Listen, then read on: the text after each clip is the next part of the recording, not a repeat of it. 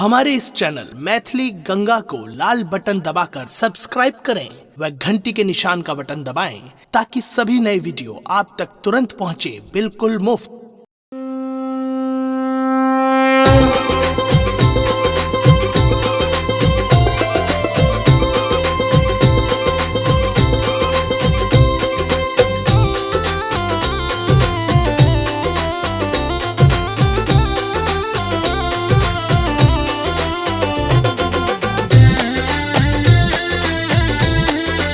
अपने सुन रहल छी गंगा कैसेट की प्रस्तुति। प्रथम नमन करू प्रथम पूज के, प्रथम नमन करू प्रथम पूज के, गौरी सुत गणनायक के, गौरी सुत गणनायक के, विघ्न हरन सब मंगल करता, विघ्न हरन सब मंगल करता, रिद्धि सिद्धि सुखदायक के, रिद्धि सिद्धि सुखदायक के। प्रथम नमन करू प्रथम पूज के, प्रथम नमन करू प्रथम पूज के।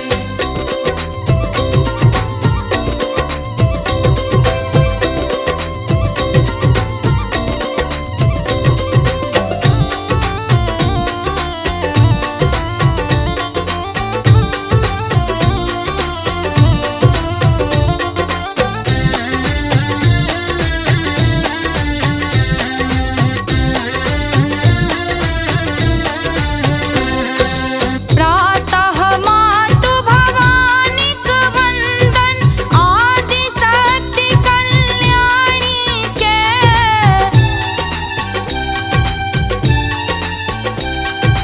प्रातः मातु भवानीक वंदन, आदि शक्ति कल्याणी के, जय हो धर धरन दयालु, जय हो धर धरन दयालु, शंभु सदा शिव दानी के। प्रथम नमन करू प्रथम पूज के, प्रथम नमन करू प्रथम पूज के।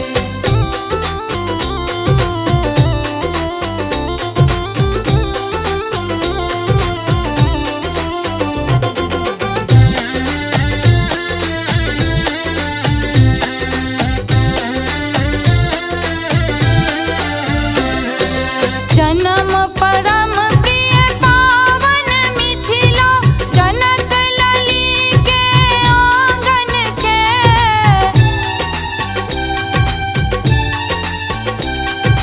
जन्म परम प्रिय